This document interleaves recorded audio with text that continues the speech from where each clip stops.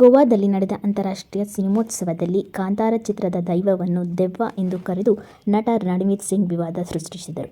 Ranveer social media ಮೂಲಕ ಸ್ಪಷ್ಟನೆ ನೀಡಿ ಭಾವನೆಗಳಿಗೆ ನೋವಾಗಿದ್ದರೆ ಕ್ಷಮೆಯಾಚಿಸಿದ್ದಾರೆ.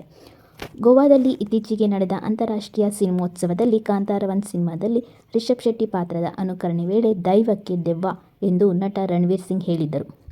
ತಮ್ಮ ವರ್ತನೆ ಮತ್ತು ಹೇಳಿಕೆಗೆ ಇದೀಗ ರಣವೀರ್ ಸಿಂಗ್ ಸೋಷಿಯಲ್ ಮೀಡಿಯಾ ಮೂಲಕ ಸ್ಪಷ್ಟನೆಯನ್ನು ನೀಡಿದ್ದಾರೆ. ಕಾಂತಾರ 1 ಸಿನಿಮಾದಲ್ಲಿನ ರಿಷಬ್ ಶೆಟ್ಟಿಯವರ ಅದ್ಭುತವಾದ ಅಭಿನಯ ತೋರಿಸೋದು ನನ್ನ ಉದ್ದೇಶವಾಗಿತ್ತು. ಈ ರೀತಿಯಾಗಿ ನಟಿಸಲು ಎಷ್ಟು ಪರಿಶ್ರಮ ಬೇಕಾಗುತ್ತದೆ ಎಂಬುದು ಓರ್ವ ನಟನಾಗಿ ನನಗೆ ಗೊತ್ತಿದೆ. ರಿಷಬ್ ನಟನೆಗೆ ಮೆಚ್ಚುಗೆ ಸೂಚಿಸಿದ್ದೇನೆ. ನಮ್ಮ ದೇಶದ ಪ್ರತಿಯೊಂದು ಸಂಸ್ಕೃತಿ, ಸಂಪ್ರದಾಯ ಮತ್ತು ನಂಬಿಕೆಯನ್ನು ನಾವು ಯಾವಾಗಲೂ ಗೌರವಿಸುತ್ತೇನೆ. ಯಾರ ಭಾವನೆಗಳಿಗೆ ನೋವುಂಟು ಮಾಡಿದರೆ ನಾನು ಪ್ರಾಮಾಣಿಕವಾಗಿ ಕ್ಷಮೆಯಾಚಿಸುತ್ತಿದ್ದೇನೆ ಎಂದು ಹೇಳಿದ್ದಾರೆ.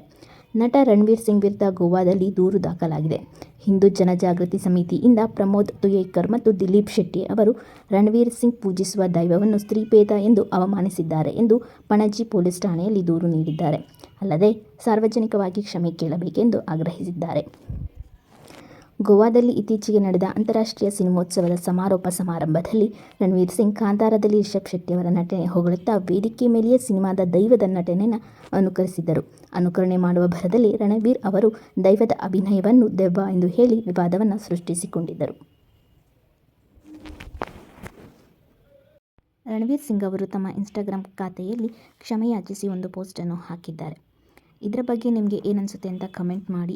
ರಣವೀರ್ ಸಿಂಗ್ ಅವರು ದೈವನ ದೆವ್ವ ಅಂತ ಹೇಳಿರೋದಕ್ಕೆ ನಿಮಗೆ ಏನನ್ಸುತ್ತೆ ಅದನ್ನು ಕಮೆಂಟ್ ಮಾಡಿ ತಿಳಿಸಿ. ಹಾಗೆ ನಮ್ಮ ಚಾನಲ್ಗೆ ಇನ್ನೂ ಯಾರೆಲ್ಲ ಸಬ್ಸ್ಕ್ರೈಬ್ ಮಾಡ್ಕೊಂಡಿಲ್ಲ ದಯವಿಟ್ಟು ಸಬ್ಸ್ಕ್ರೈಬ್ ಮಾಡಿಕೊಂಡು ವೀಡಿಯೋಸ್ನ ನೋಡಿ ಅಂತ ಹೇಳ್ತಾ ಥ್ಯಾಂಕ್ ಯು ಫಾರ್ ವಾಚಿಂಗ್. ಮತ್ತು ಮುಂದಿನ ವೀಡಿಯೋದಲ್ಲಿ ಸಿಗೋಣ.